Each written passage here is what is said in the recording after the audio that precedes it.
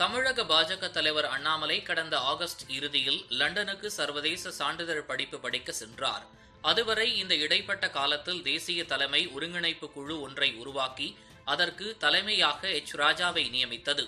இந்த இடைப்பட்ட 3 மாத காலத்தில் தேசிய அளவில் கட்சியின் அடித்தளத்தை வலுப்படுத்த உறுப்பினர் சேர்க்கை அமோகமாக நடைபெற்று வருகிறது. 10 கோடி இலக்கை நிர்ணயித்து முகாமை தொடங்கிய பாஜக அதை எட்டி சாதித்துவிட்டது. இந்த நிலையில் கடந்த 20ஆம் தேதி சென்னை கமலாலயத்தில் உயர்மட்ட குழு கூட்டம் நடைபெற்றது. இதில் ராஜா, அரவிந்த் மேனன், சுதாகர் ரெட்டி, முன்னாள் மத்திய அமைச்சர் பொன் ராதாகிருஷ்ணன், தமிழிசை சவுந்தரராஜன், வானதி ஸ்ரீனிவாசன் உள்ளிட்டோர் பங்கேற்றனர். அப்பொழுது உறுப்பினர் சேர்க்கை குறித்து தீவிரமாக விவாதிக்கப்பட்டது. மேலும் 28ஆம் தேதி மாநில தலைவர் அண்ணாமலை தமிழகம் திரும்ப இருப்பதால் அது குறித்தும் விவாதிக்கப்பட்டது.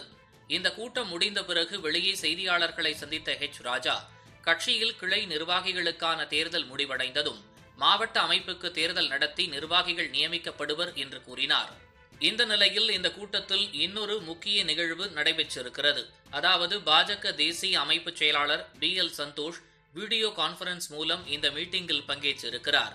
அப்பொழுது அவரும் எதிர்வரும் சட்டமன்ற தேர்தலை எப்படி அணுகுவது, மத்திய அரசின் நலத்திட்டங்கள் குறித்து தமிழக மக்களிடம் எந்த விதத்திலெல்லாம் விழிப்புணர்வு ஏற்படுத்துவது என்பது குறித்து தீவிரமாக கூட்டத்தில் வந்திருப்பவர்களிடம் கலந்துரையாடல் நிகழ்த்தினார்.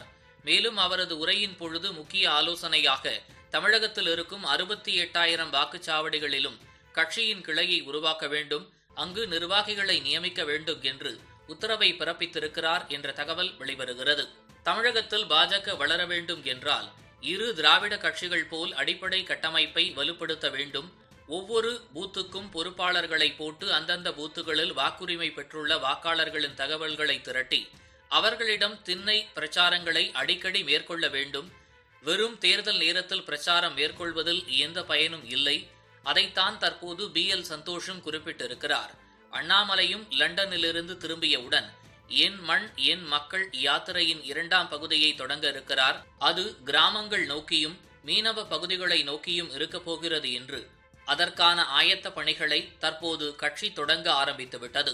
தமிழகத்தின் அனைத்து பகுதிகளிலும் பாஜக வேறுவிட்டு வளர வேண்டும் என்று BL சந்தோஷ் எண்ணுவதற்கு ஏதுவாக அண்ணாமலையின் யாத்திரை அமையப்போகிறது என்று தேர்தல் வியூக நிபுணர்கள் கருத்து கூறி வருகின்றனர். இதுபோன்று முக்கிய நிகழ்வுகள், அரசியல் தகவல்களை ஆழமாகவும் மாறுபட்ட கோணத்திலும் அறிந்து கொள்ள மறக்காமல் உங்கள் IND தமிழ் 24x7 பக்கத்தை பின்பற்றிக் கொள்ளவும். உங்கள் ஒவ்வொரு ஆதரவும் இதுபோன்று பல நிகழ்வுகளின் பின்னணியை அறிய